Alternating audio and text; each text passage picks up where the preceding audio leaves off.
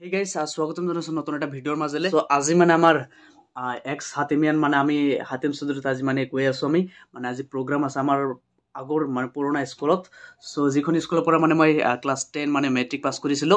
So সেইখন স্কুলত আজি মানে প্ৰগ্ৰাম আছে। প্ৰগ্ৰাম আপোনালোকক দেখাম আৰু কিছু কথা আপোনালোকক মানে ক'বলৈ চেষ্টা কৰিম সেইখন স্কুলৰ বিষয়ে। আৰু এটা কথা ক'ব লাগিব যে আমাৰ হাতিম চৌধুৰী শিশু নিকেতনত মানে এই অঞ্চলৰ সকলোতকৈ মানে ইউনিক মানে প্ৰগ্ৰাম হৈ থাকে আমাৰ হাতিম চৌধুৰী শিশু নিকেতনত। কিহৰ কাৰণে কৈছো আপোনালোকে বুজি পাইছেনে? চাওক মানে ষ্টেজৰ অলপমান পৰিৱেশ চাওক। ষ্টেজৰ চাৰিওপিনে গছ-গছনিৰে ভৰা, মুকলি আকাশৰ তলত মানে এখন ষ্টেজ আৰু মানে কিবা কিবি আৰু মানে সকলো মানে দেখাই আছো আপোনালোকক।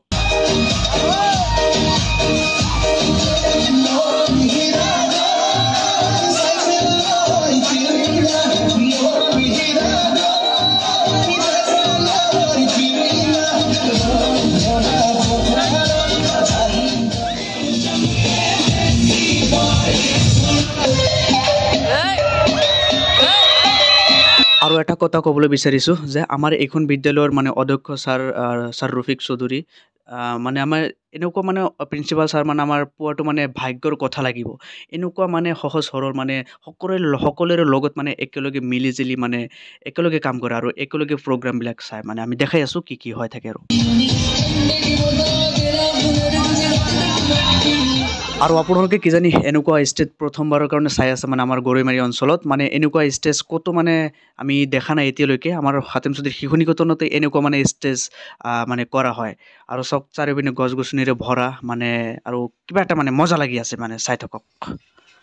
কিছুমানে হয়তো ক'ব পাৰে যে তেওঁলোকৰ স্কুল আছিল কাৰণে তেওঁ এনেকুৱাকৈ কৈ আছে, কিন্তু নহয়। মই সেইখন স্কুলত ক্লাছ নাৰ্চাৰীৰ পৰা ক্লাছ 10লৈকে মই পঢ়িছো। 12 বছৰ মানে সেইখন স্কুলত মই পঢ়ি আহিছো। সেইখন স্কুলৰ যিটো মৰ্যাদা মই বুজি পাওঁ, বুজি পাইছে মানে কি আছিল কি নাছিল মানে মই বুজি পাওঁ। সেইকাৰণে আপোনালোকক এনেকুৱাকৈ ক'লো আৰু মানে সেই আৰু কেইটামান দিন ৱেইট কৰক আৰু এমাহমান ৱেইট কৰক মানে এইখন চেনেলত মানে ৰেগুলাৰ ব্লগছ আহি থাকিব, ধামাকা ব্লগছ মানে আমি কিবা এটা ট্ৰিপত গৈ আছো মানে এমাহমান পিছত, বুজি পাইছে। তো ফাইনেল এক্সাম আহিলে আৰু সেইকাৰণে তো ধামাকা ব্লগছ পাই থাকিব আৰু চেনেলটো আপোনালোকে ছাবস্ক্ৰাইব কৰি ৰাখক।